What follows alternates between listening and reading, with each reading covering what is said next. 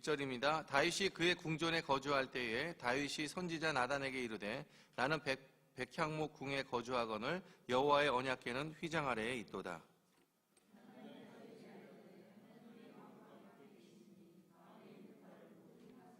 그 밤에 하나님의 말씀이 나단에게 임하여 이르시되 가서 내 종 다윗에게 말하기를 여호와의 말씀이 너는 내가 거할 집을 건축하지 말라.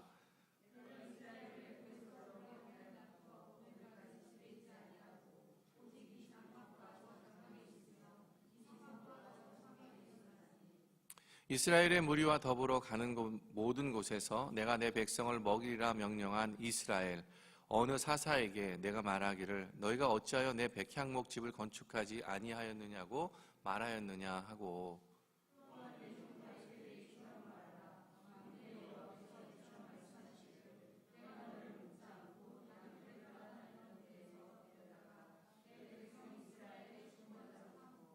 내가 어디로 가든지 내가 너와 함께 있어 내 모든 대적을 내 앞에서 멸하였은즉 세상에서 존귀한 자들의 이름 같은 이름을 내게 만들어 주리라.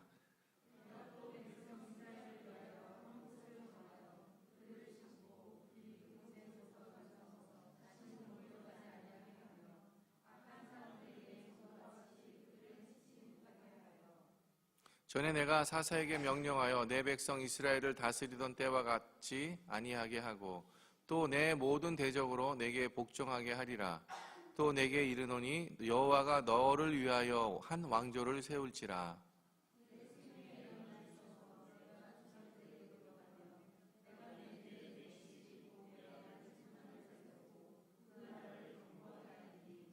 그는 나를 위하여 집을 건축할 것이요 나는 그의 왕위를 영원히 견고하게 하리라.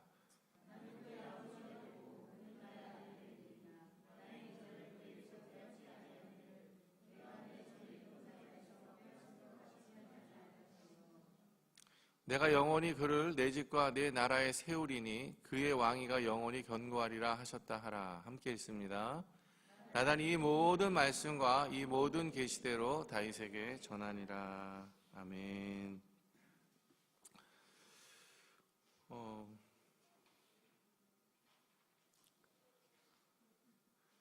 여러분, 오늘 말씀은 우리가 좀 많이 설교로도 들었고, 그리고 또 이제 다윗의 마음에 관해서 또 성전을 짓고자 하는 다윗의 마음에 관해서 이야기할 때 많이 들었던 본문의 말씀입니다. 그래서 오늘 말씀의 제목은 내가 어디로 가든지 이렇게 표현했는데 이 말씀을 우리가 들으면서 정말 우리에게 하나님의 말씀을 통한 축복이 풍성하기를 소망합니다. 자, 들어가는 말 함께 읽습니다. 같이 읽습니다. 예수님을 주님으로 믿어 주님의 자녀가 됩니다. 예수님을 사랑하고자 하는 마음은 하나님을 기쁘시게 합니다. 우리가 어디로 가든지 하나님은 함께 하십니다. 다윗은요, 예루살렘을 이제 정복해서 다윗성이라고 부르면서 이제 다윗성에 거하게 됩니다. 그래서 하나님의 법궤를 이 예루살렘으로 모셔 드리려고 굉장히 많이 부단한 애를 쓰지요. 그래서 그는 마음을 다해서 생겨난 소원들이 있었는데 그 법궤를 예루살렘으로 옮길 뿐만 아니라 어느 정도 시간이 되었을 때 정말 그 법궤의 적당한 장소를 이렇게 만들어가는 그런 마음들이 있었습니다. 그런데 이 법궤를 이렇게 기회를 보아서 법궤를 예루살렘으로 이렇게 오게끔 만들려고 하는데 이 마음이 앞섰는데 이 하나님의 방법대로 되지 않아서 좀 공경을 겪기는 하지만 결국 3개월 뒤에 다시 이 법궤를 예루살렘 성으로 들어오게 됩니다. 그 들어오는 모습 속에서요, 이 자신의 이 바지가 막 줄줄 흘러내리는지도 모르고 그 당시엔 속옷을 입었는지 모르겠어요. 속옷을 입었는지 안 입었는지 잘 모르겠지만 바지가 줄줄 흘러내렸다는 것은 속이 다 보였다는 얘기인데 그 흘러내리는 줄도 모르고 막 기뻐하면서 춤을 막 추는 모습을 너무나도 우리가 잘 알고 있죠. 그래서 그러한 사건들이 있었고 또한 이제 다 되었다 생각하고 이제 하나님의 법궤를 예루살렘 성 가운데 들어왔으니까 이제는 내가 할 일 다 했다. 괜찮다. 감사하다. 이렇게 생각하고 자신의 성전에서 거하고 있는 중에, 그렇죠? 궁에 거하고 있는 중에 세상에 보니까 자신은 백향목으로 지어진 궁전에서 지금 잠을 자고 거기서 밥을 먹고 또 업무를 보고 다 이렇게 하는 거예요. 근데 보니까 하나님의 성계는 아직 성전도 없이, 예? 어떤 한 곳에서 모셔지고 있는 것을 보면서 휘막사에 모셔져 있는 것을 보면서 이 다윗이 갑자기 마음이 아픈 거예요. 와, 이거 이럴 수 있을까? 여태까지 내가 목동으로서 이렇게 살다가 진짜 하나님 나를 사랑하셔서 부르셔서 이스라엘의 왕으로 삼아주시고 지금 이 자리까지 오게 하셨는데, 와, 나는 이렇게 백향목으로 지은 이 향기로운 궁전에서 이렇게 나의 삶을 평안하고 축복 가운데 살아가는데 어떻게 하나님의 이 성막은 그러한 성전 하나 없이 있는 그 모습들에 대해서 마음이 많이 아팠어요. 그래서 마음이 많이 부담스러웠던 것 같아요. 그래서 어느 날 우리가 읽은 본문처럼 다윗은 나단을 부릅니다. 선지자 나단을 불러서 이렇게 말합니다. 여호와의 언약궤는 휘장 아래 있도다. 나는 백향목 궁에 거주하거늘 여호와의 언약궤는 휘장 아래 있도다. 그랬더니 이런 말을 하니까 나단이 딱 눈치를 채고, 와, 다윗이 정말 하나님을 위해서 저런 생각을 하고 있구나라는 말에 감동이 된 것 같아요. 감동이 돼서, 와, 그렇다면 이 하나님 보시기에도 참 좋은 생각인데 이 생각 속에서 다윗 왕이요, 왕이 원하는 대로 하시면 어떻겠습니까? 그거 좋지 않겠냐고, 하나님 기뻐하지 않겠냐고 이렇게 말을 해요. 그런 말을 전한 후에 이 나단은 왕궁을 나와서 이제 자기 집으로 가면서 저녁이 되어서 이제 밤에 이제 다시 한번 하나님 앞에 가서 기도를 하고 잠을 자려고 하는데, 그 속에서 하나님이 말씀하시는 거예요. 어떻게 말하냐면 3절에 그 밤에 하나님의 말씀이 나단에게 임하여 이르시되 가서 내 종 다윗에게 말하기를 여호와의 말씀이 너는 내가 거할 집을 건축하지 마라. 한마디로 말하면요, 거절하는 거예요. 거절하는 거였어요. 여러분, 오늘 이 하나님 이 성전을 짓고자 했던 이유가 무엇입니까? 그 마음이 무엇이었죠? 그것은 자신이 이 백향목에 있는 궁전에 있는 것이 너무 부담스러울 뿐만 아니라 성전을 지어서 자신을 드러내어 높이고 백성을 하나로 모아서 더욱 큰 나라를 일으키려는 그러한 야심 속에서 이 성전을 짓겠다라고 다윗이 이야기한 것이 아닙니다. 너무나도 송구스럽고 죄송한 마음이었어요. 하나님 앞에. 그 마음으로 출발한 거예요. 그 마음으로 출발해서 하나님이 거하실 그 성전을 짓고 싶었던 것이 바로 동기였습니다. 그것이 다윗의 동기였어요. 소망하기는 우리도 어떤 일을 할 때 이 다윗과 같은 그러한 동기가 되어서 하나님을 위하는 동기, 그러한 동기가 되어서 일을 행하는 우리 모두가 되기를 소망합니다. 솔로몬의 성전은요, 하나님의 마음과 같은 마음을 가진 이 다윗의 마음으로부터 출발되었습니다. 다윗의 그 순수한 마음이요, 하나님의 성전을 짓는 기초를 마련하게 되었던 것입니다. 다윗은 정말 참 순수하게 하나님을 사랑했던 그런 사람인 것 같습니다. 성경에서 여러 사건들을 통해서 보면은요, 이 다윗의 마음이요, 항상 양을 치던 목동의 때나 사울에게 쫓겨서 7년 동안 막 쫓기면서 이 목숨이 위태롭고 여러 번 이 절대절명의 위기에서 넘어갔던 그 순간에서나 그 왕이 되어서 지금 통치할 때에도, 그리고 마지막 그가 하나님 앞에 가면서 생을 마칠 때에도요, 언제나 이렇게 동일한 이 순수한 마음으로 하나님을 섬겼다, 하나님을 생각했다라고 저는 믿습니다. 뿐만 아니라 말씀이 그렇게 우리에게 대하고 있다는 사실입니다. 자, 이 다윗의 마음을 보면서 우리가 좀 한번 생각해 보기를 원하는 것은 과연 우리의 마음은 어디로 향하고 있을까라는 것입니다.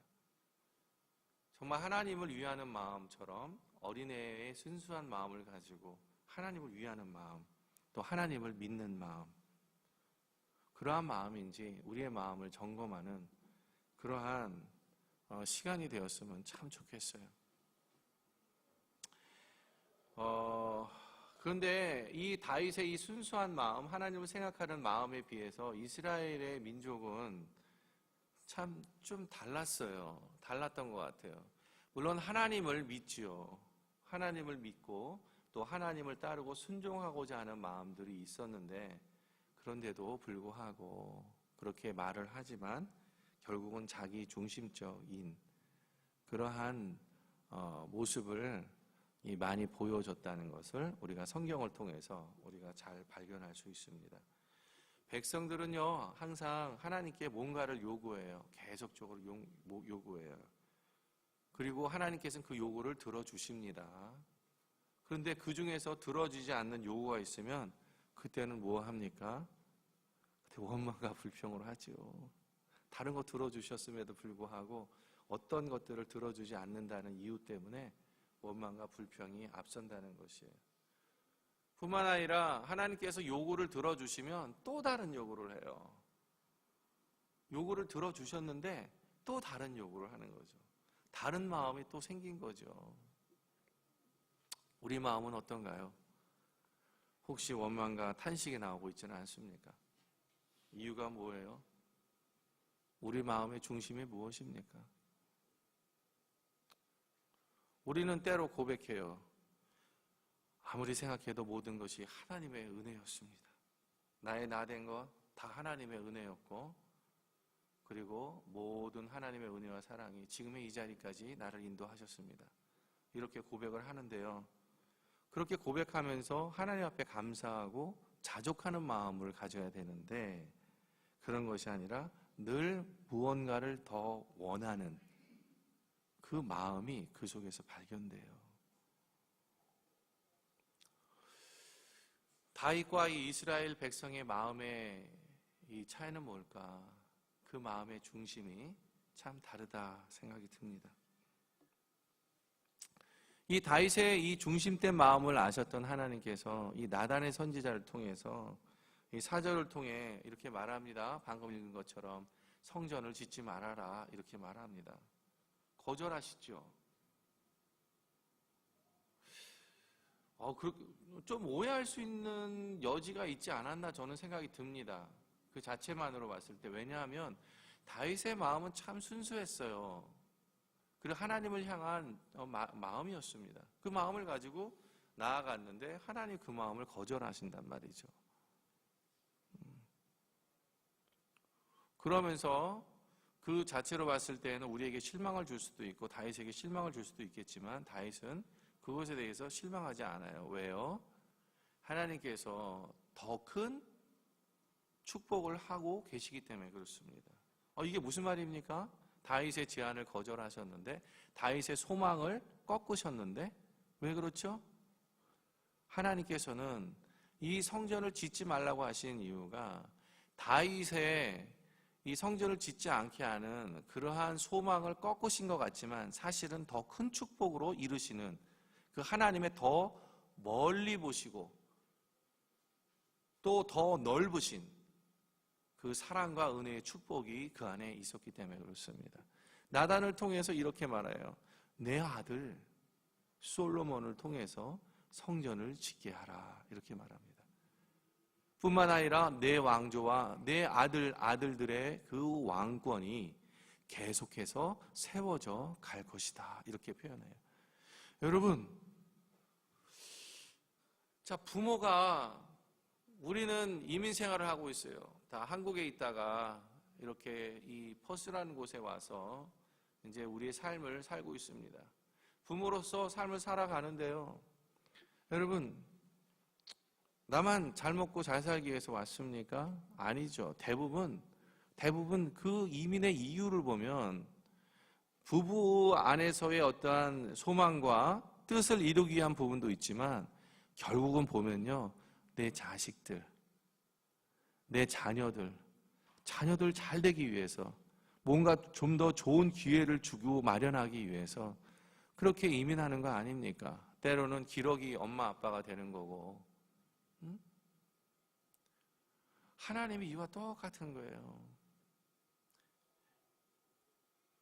다윗은 자신에 대해서 이 성전을 건축함으로 인해서 축복의 자리에 있기를 원했지만, 그러나 하나님은 다윗뿐만 아니라 다윗의 자손까지도 축복하기를 원하시는 거예요. 그것이 하나님의 마음입니다. 그래서 솔로몬 보고 그 성전을 짓게 하시는 이유예요. 이거를 깊이 깨달았어요. 누가? 다윗이요. 그래서 다윗이 오늘 본문에서 읽지는 않았지만 이 말씀을 전에 들은 다음에 다윗이 16절에 이렇게 말합니다. 다윗 왕이 여호와 앞에 들어가 앉아서 이르되 여호와 하나님이여 나는 누구이오며 내 집은 무엇이기에 나에게 이에 이르게 하셨나이까. 하나님이여 주께서 이것을 오히려 작게 여기시고 또 종의 집에 대하여 먼 장래까지 말씀하셨사오니 여호와 하나님이여 나를 존귀한 자같이 여기셨나이다. 내가 생각한 건 너무 작다고요. 오히려 하나님은 더 넓고 더 깊이 더 멀리 보시고 우리의 장래까지도, 내 자손의 장래까지도 하나님은 생각하시고 그것을 축복하시는 하나님이시군요. 이렇게 스스로 고백합니다.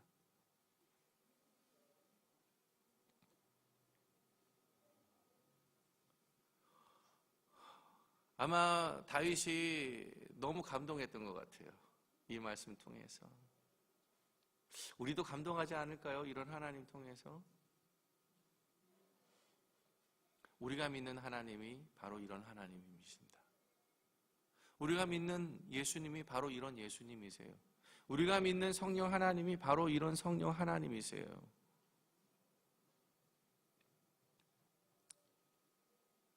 그러면서 계속적으로 축복을 해주시는데 이렇게 말합니다. 8절에 내가 너를 가장 존귀한 자로 만들겠다라고 말씀하시고, 그리고 9절 10절에 내가 정착한 이곳을 견고하게 지켜주겠다고 말합니다. 정착한 그곳을 정말 견고하게 어떠한 누구도 빼앗아 가지 않도록 그렇게 견고하게 지켜주겠다. 11절에는요, 다윗의 때뿐만 아니라 그 자녀의 때에도 왕위를 견고하게 지키겠다. 우리가 읽은 13절에 나는 너의 아버지가 되고 솔로몬의 아버지가 될 뿐만 아니라 솔로몬의 왕위가 견고하게 서리다 라고 그렇게 말합니다. 이 다윗의 마음의 중심을 알았던 하나님께서는요, 이 마음을 너무 기쁘게 받으시고 축복하세요. 우리가 생각했던 것을 그 차원을 넘어서.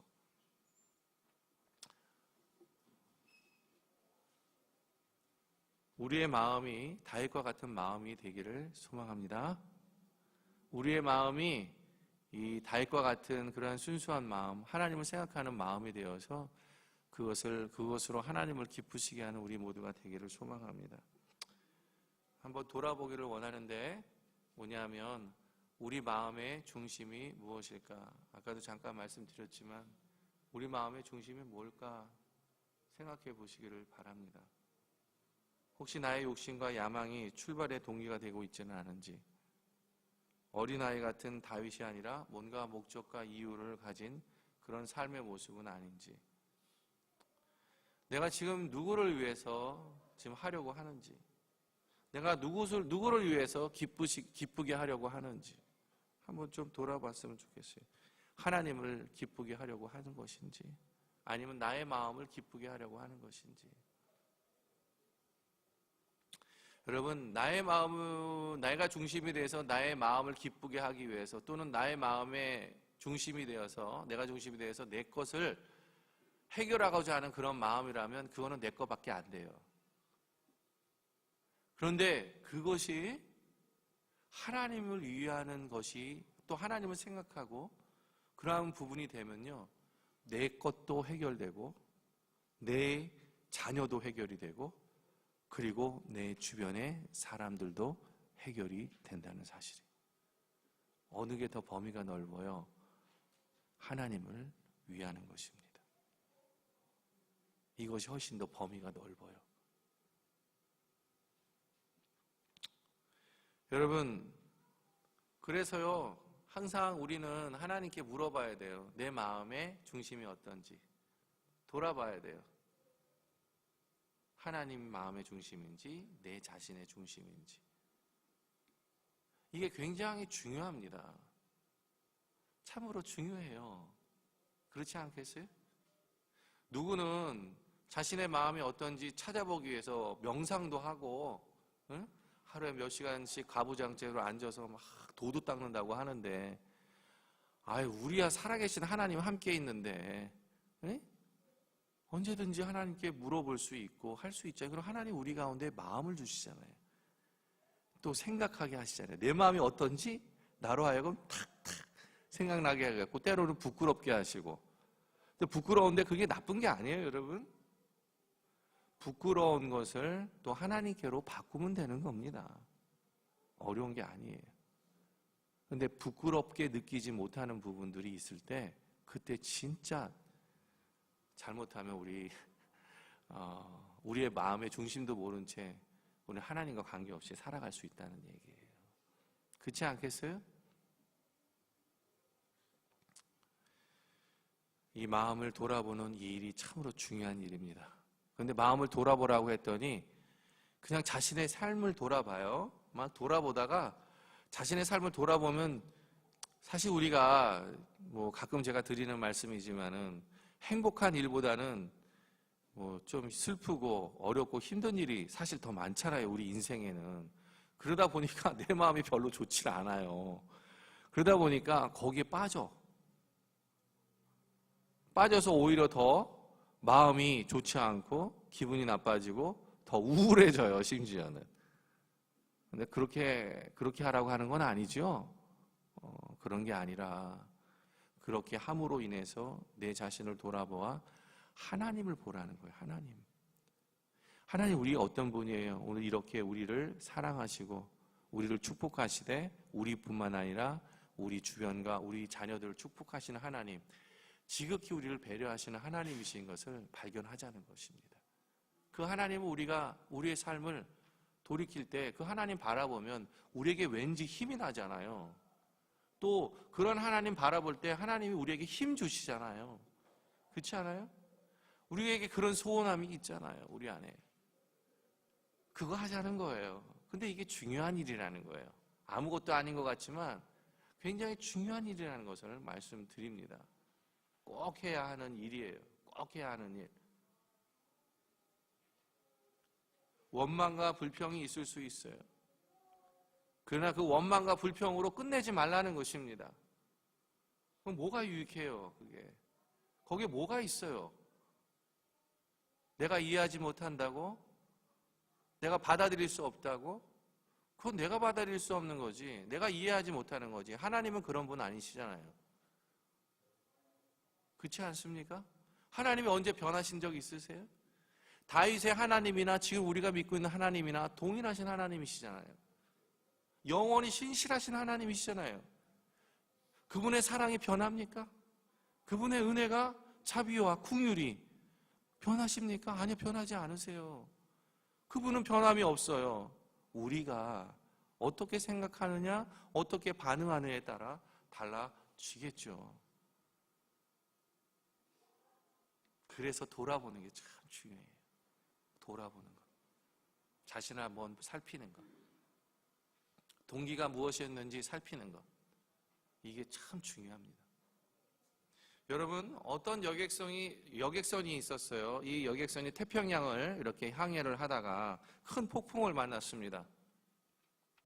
여객선은 이제 항로를 잃고 바람에 의해서 밀려다니면서 이제 난파되게 됐어요. 그래서 무인도에 도착하게 됐는데, 다행히 그 승객 전원이 한 사람도 다친 사람이 별로 없이, 죽은 사람 별로 없이 그들이 그 무인도에 도착하게 되었어요.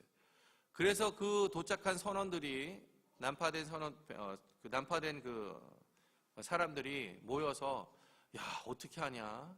우리가 아무리 생각해봐도 여기가 무인도인데, 응? 이 지나가는 배도 없고 어떻게 우리가 여기서 살아야 될지 모르겠다고. 근데 다행스러운 것은 뭐냐면 한 3개월 정도 되는 음식이 있었고 씨앗이 있었어요. 농사를 지을 수 있는 씨앗이. 그래서 그들은 다 모여서 회의를 하였습니다. 어떻게 우리가 하는 것이 가장 현명한 일이냐? 이렇게 했더니 그들이 회의의 결과는 뭐냐면 그럼 미래를 준비하자 이거였습니다. 미래를 준비하자. 그럼 미래를 준비하기 위해서 어떻게 해야 되냐? 우리가 현재 있는 이 음식으로 일단 우리가 모든 허기와 배고픔을 우리가 해결하고, 우리는 그 사이에 이 씨앗들을 심어서 이 씨앗이 자라면서 수확할 때까지 우리가 그렇게 경작을 하자고 그렇게 결정을 합니다. 참 지혜로운 결정이었어요. 그래서 그들은요, 가장 좋은 옥토를 무인도에서 찾아서 밭을 일구고 씨앗을 뿌리기 시작합니다. 그런데 밭을 일구는 과정인데 이게 웬일입니까? 땅을 조금만 파도 여기저기에서 금덩이가 막 나오는 거예요. 섬 전체가 이 땅 속에 금덩이가 막 있는 거예요. 금덩이가 어떻게 그렇게 와 있는지는 잘 모르겠지만은, 여기에 이 난파된 사람들은 하나님 우리에게 축복하셨다 생각하시면서 그 금덩이를 보면서 팔 때마다 나오니까 너무 좋아가지고 우린 정말 좋다 그러면서 그들은 씨앗 뿌리는 일을 하지 않고 금덩이를 캐는 일에 계속적으로 했습니다. 씨앗 뿌리는 일에 관심이 없었어요. 참 이보다 신나는 일이 어디에 있겠습니까? 땅만 파면 금이 나오는데. 몇 달이 흘렀어요. 몇 달이 흘렀는데 그런데 양식이 바닥을 드러내기 시작했습니다. 그때야 깨달았어요. 씨앗을 뿌리는 일을 하지 않았기 때문에 더 이상 먹을 것이 없게 되었다. 씨앗이 싹을 틀려면 몇 달이 지나야 되는데 그때까지 생명을 부지할 수 없게 된 것입니다. 이미 때를 놓치고 만 것이에요. 오랜 세월이 흐른 후에 그곳을 방문하는 사람들이 있었습니다. 그리고 여기저기 흩어져 있는 것들을 발견하게 되었습니다. 거기에는 많은 황금덩이가 있었고, 그리고 굶어 죽은 사람의 시체들이 있었습니다. 지금 마땅히 심어야 할 씨앗을 심지 않았기 때문에 이러한 일들이 일어난 거죠. 여러분, 씨앗을 심는 일이 자신의 마음을 돌아보는 중요한 일입니다. 하나님 앞에서. 그러지 않으면 금캐다가 죽습니다.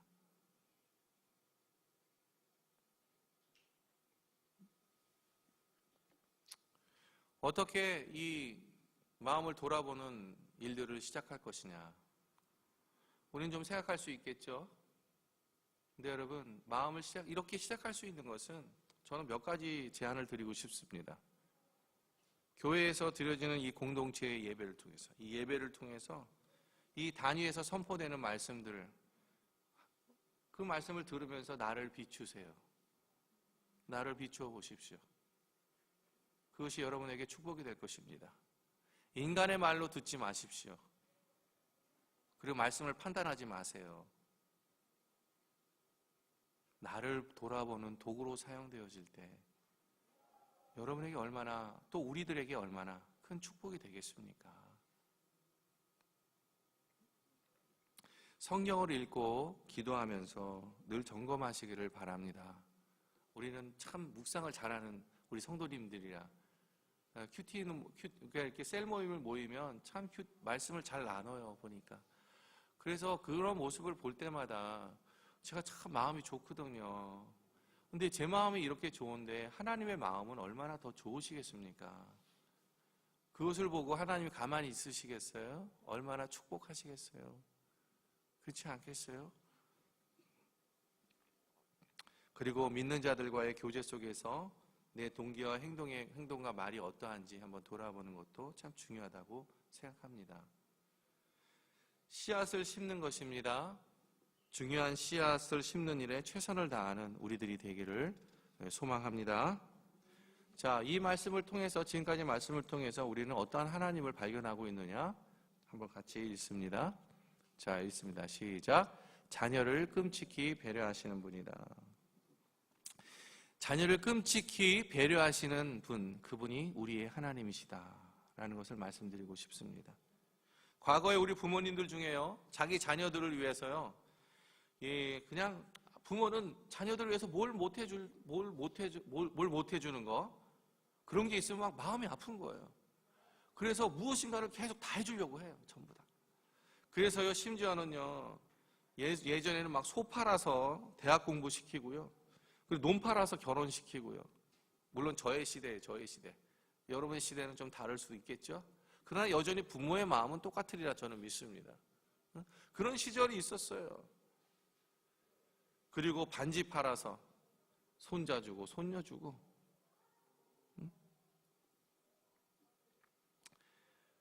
그럼에도 불구하고 자녀들에 대해서 부모는 요구하는 것이 하나도 없었던 그런 부모의 세대가 있습니다. 그냥 거저 주기만 해요. 헌신만 해요.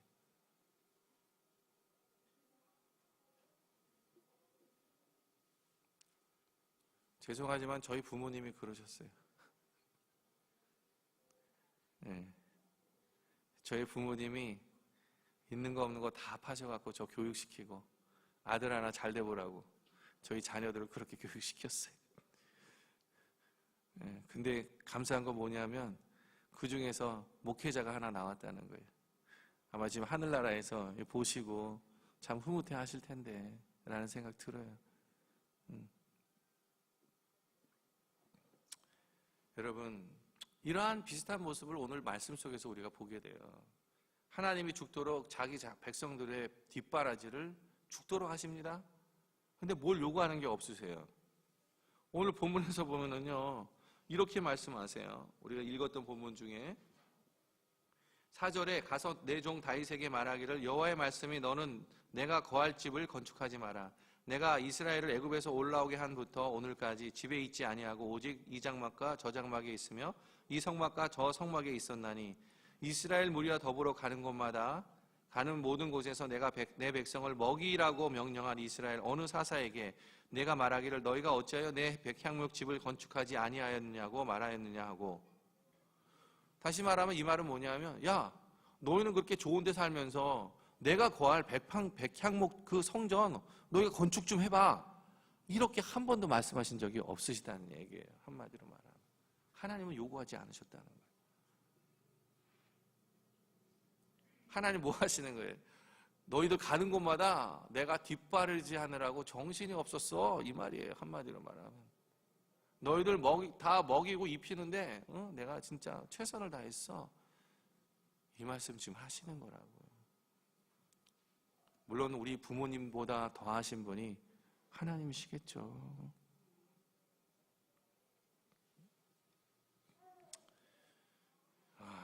오히려 하나님은 이 다윗에게 이렇게 말합니다. 너가 나를 위해서 집을 세우지 않고 내가 너를 위해서 너의 집을 세워주겠다, 이렇게 말씀하시죠. 이런 분이 하나님이세요. 지극히 배려하시는 하나님, 지극히 배려하시는 하나님, 우리를. 그래서 그런지 몰라도요, 막 원망하고 하나님 앞에 그럴 때요, 또 하나님은 그것도 받아주시는 것 같아요. 하나님 그렇게 싫다고 원망하고 소리치는데. 예전에 미국에 있을 때인데 공부가 거의 다 끝났습니다. 이제 공부가 거의 다 끝나서요, 모든 학위들이 거의 다 이제 취득이 되고 이제 끝나는 그 순간이 되었을 때, 저는 저의 장래가 장밋빛 인생처럼 다 열려질 거라고 생각을 했습니다. 그래서 뭐 불러지는 데도 많고 갈 데도 많을 거라고 생각을 했습니다. 근데 웬걸요, 졸업하는 그 시점이 됐는데도 아무런 소식이 없는 거예요.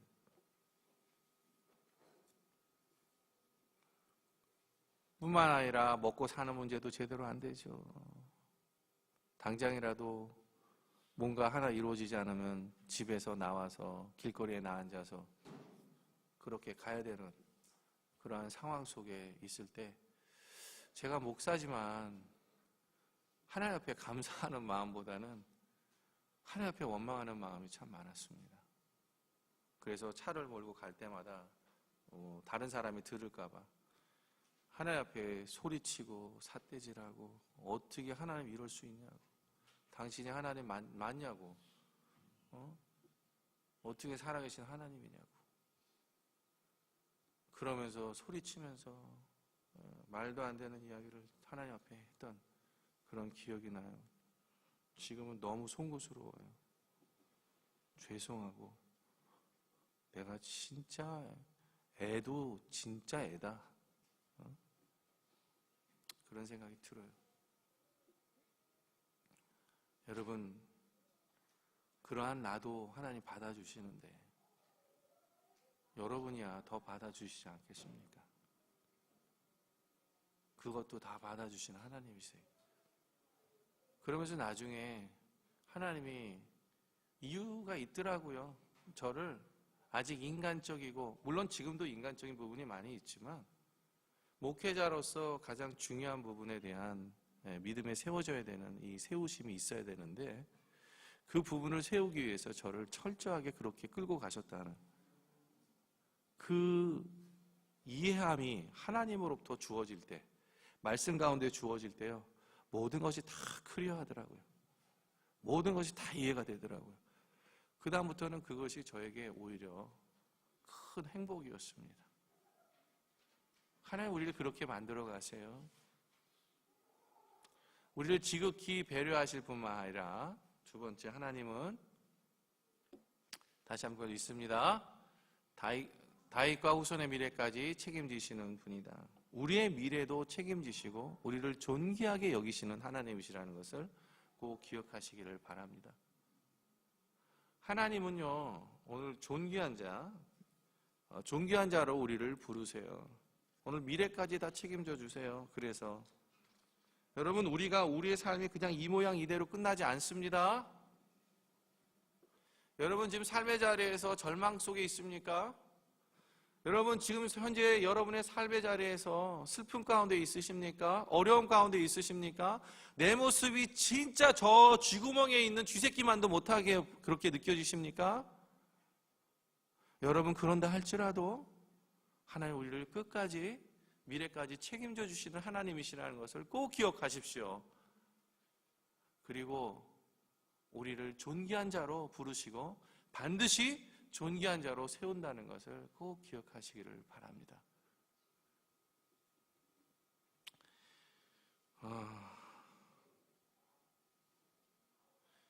이것이 하나님의 언약이었습니다.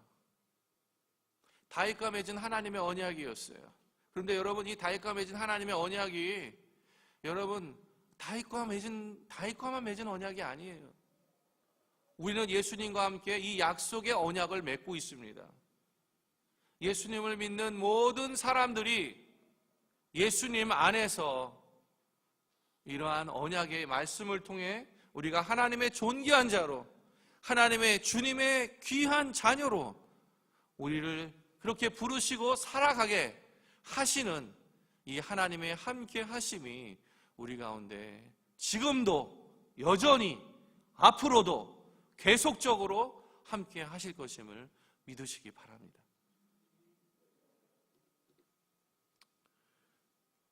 여러분, 이 언약 아래 우리가 있어요. 그래서 은혜를 믿으며 은혜를 생각하며 믿음으로 사는 우리가 되기를 소망합니다. 자, 이제 하나님 말씀 맺을게요. 자, 우리 함께 이 말씀 읽었으면 좋겠습니다. 같이 읽습니다. 하나님께서는 존귀한 사람이 될 수 있도록 은혜를 주시는 분입니다. 끝까지 신실하게 우리와 함께 하시는 분입니다. 여러분, 오늘 우리가 17장 7절 8절의 말씀을 읽었습니다. 우리가 같이 큰 목소리로 함께 읽습니다. 또한 내 종 다윗에게 이처럼 말하라. 만군의 여호와께서 이처럼 말씀하시기를, 내가 너를 목장 곧 양떼를 따라다니던 데에서 데려다가 내 백성 이스라엘의 주권자로 삼고, 내가 어디로 가든지 내가 너와 함께 있어 내 모든 대적을 내 앞에서 말하신즉 세상에서 존귀한 자들의 이름같이 이름을 내게 만들어 주리라. 여러분, 다윗이 목동이었어요. 정말 보잘것없는 사람이죠. 사회적인 스펙으로 보면요, 정말 내세울 게 아무것도 없는 사람입니다. 교육이 그렇습니까? 실력이 그렇습니까? 위치가 그렇습니까? 그런데 그를 하나님이 부르세요. 왜? 그가 하나님을 향한 마음이 참으로 순수하고 하나님을 향한 마음이 너무 갸릇하다는 것을 하나님이 아셨어요. 그래서 그를 불러요. 그리고 이스라엘의 왕으로 삼습니다. 예수님이 우리를 부르셨습니다. 그리고 예수님의 자녀로 우리를 삼으십니다. 그리고 왕같은 제사장이요, 하나님의 거룩한 백성이요, 그의 빛에 들어가기는 자로서 그의 아름다운 빛을 선전하는 자로 우리를 삼으시는 그 예수님의 그 은혜를 우리가 누리시기를 소망합니다. 이 모습을 나중에 보니까 다윗이 돌아보는데요, 지금 이 백향목으로 지어진 왕궁에서 이 다윗이 그것을 고백하고 있는 거예요. 확인하고 있는 거예요. 다윗이 이렇게 말합니다. 하나님이여, 주께서 이것을 오히려 작게 여기시고 또 종의 집에 대하여 먼 장래까지 말씀하셨사오니 여호와 하나님이여, 나를 존귀한 자들같이 여기셨나이다. 하나님이 다윗을 존귀한 자들같이 여기셨다고 지금 마지막으로 고백하고 있는 거예요. 사랑하는 성도 여러분, 하나님의 은혜가 얼마나 존귀한지 우리가 좀 깨달아야 할 필요가 있습니다. 하나님 우리를 존귀한 자로, 은혜로 부르십니다. 그리고 반드시 우리의 시작은 존귀한 자로 되어서 그 과정이 너무나 힘들고 어려울지는 몰라도, 그러나 우리의 끝은 하나님이 약속하신 그 언약 아래서, 말씀 아래서 존귀한 자로 반드시 쓰게 된다는 것을 꼭 믿으시기 바랍니다. 다윗을 선택할 뿐만 아니라 선택한 다윗이 존귀한 사람이 될 때까지 신실하고 진실하게 함께 하셨던 그 하나님이 오늘 우리와 여전히 함께 하십니다. 우리를 존귀히 여기시는 그 하나님, 그 하나님의 사랑에 감사하고, 그리고 마음 안에 믿음으로 하나님 앞에 살아가는 우리 모두가 되시기를 소망합니다. 그래서 우리가 함께 찬양하면서 하나님의 사랑에 대해서 우리가 같이 한번 선포하고, 그리고 그 사랑을 의지하겠습니다. 그 사랑 안에 있겠습니다. 함께하는 모두가 되었으면 좋겠습니다. 다 같이 자리에 일어나시겠습니다.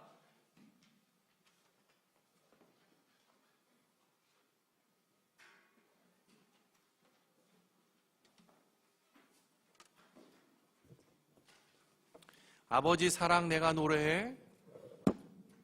이 가사를 보면은요, 참 이 가사가 너무나 은혜스럽습니다. 아버지 사랑 내가 노래해, 아버지 은혜 내가 노래해. 그 사랑, 변함 없으신, 거짓 없으신, 성실하신 그 사랑. 이 사랑 우리 함께 믿음으로 선포하며 나아가는 우리 모두가 되었으면 좋겠습니다.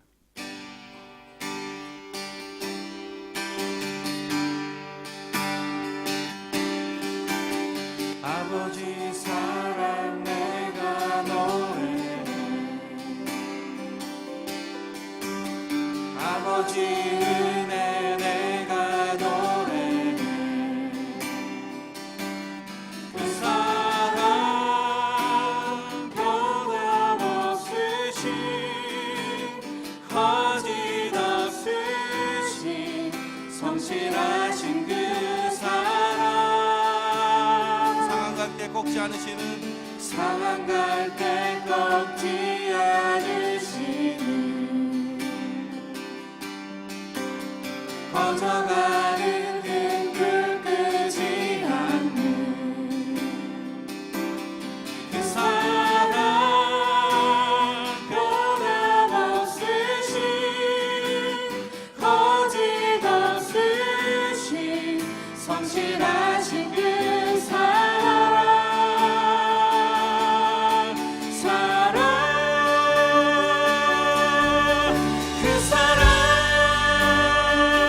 날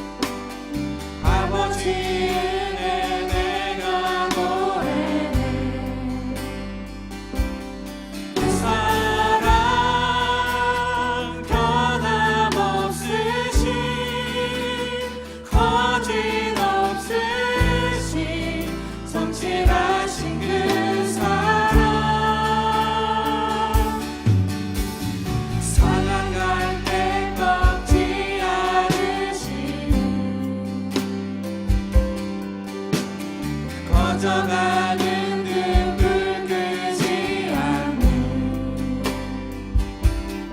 그 사랑 변함없으신 거짓없으신 성실하신 그